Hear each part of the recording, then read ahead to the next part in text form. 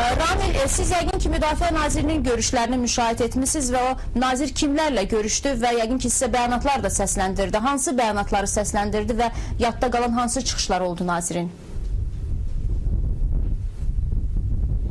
Bəli, deməli, Azərbaycan Respublikası Müdafiə Naziri Zakir Həsənov bugün səhər saatlarından etibarən Tərtər rayonunda oldu. Burada o Tərtər rayon sakinləri ilə görüşdü. O cümlədən evlərə ziyan dəymiş insanlarla da görüş keçirdi və nazir bildirdi ki, gecə boyu Ermənistan silahlı birləşmələrinin Gəncədə təxribat törətməsinin qarşısı qətiyyətlə alınıb və bir daha qarşı tərəf belə bir əmələ əl atarsa, cavab daha da ağır olacaqdır Ermənistan tərəfi üçün və sakinlər də bildirdilər ki, onlar Azərbaycan ordusuna hər cür dəstək verməyə hazırdılar.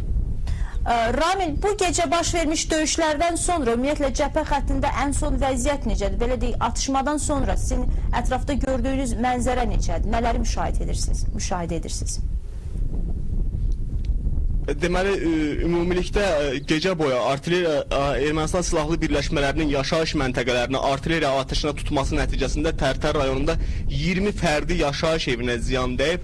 Həm Tərtər şəhərində, həm də o cümlədən cəbhə yanı kəndlərdə və hətta onu qeyd edim ki, Tərtərin Qaynaq kəndində, cəbhə xəttinə yaxın yerləşən Qaynaq kəndində bir ev demək olar tamamilə qəzalı vəziyyətə düşüb.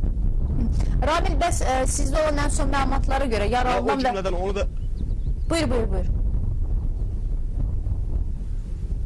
O cümlədən onu da qeyd etmək istəyirəm ki, Tərtər istiqamətində, yəni Tərtərin cəbhə xəttinə yaxın yerləşən kəndlərində elektrik təsərrüfatına da ziyan dəyib, o cümlədən qaz təchizatına da ziyan dəydiyi deyilir. Biz bu məlumatları Tərtər rayon Fövqəladə Hallar Komissiyasından almışıq. Hazırda da onlar dəymiş ziyanın dəqiqləşdirirlər miqdarını.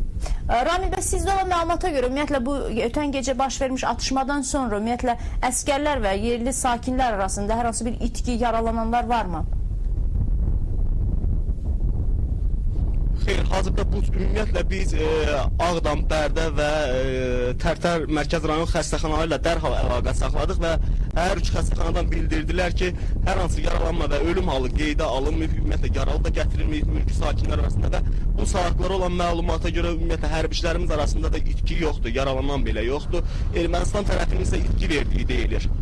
Siz hal-hazırda bu saatlarda olduğunuz o cəbhəyani kəndlərdə hər hansı atışmalar eşidirsinizmi indi? Xeyr, onu qeyd edim ki, səhərə yaxın, yəni 5 radələrində artıq Azərbaycan ordusu Ermənistan silahlı birləşmələrinin atəş nöqtələrinə, atəş mövqeylərinə ağır artilleriya zərbələri endirdi və bundan sonra cəbhə xəttində ümumiyyətlə sükut yaranıbdır. Hazırda da qarşı tərəfdən hər hansı bir nə avtomat, nə pnevmat səsləri eşidilmir. Təşəkkür edirəm Ramil, ətraflı məlumat üçün. Qeyd edeyim ki, növbəti buraxılışlarımızda da səndən ən son məlumatları öyrənəcəyik.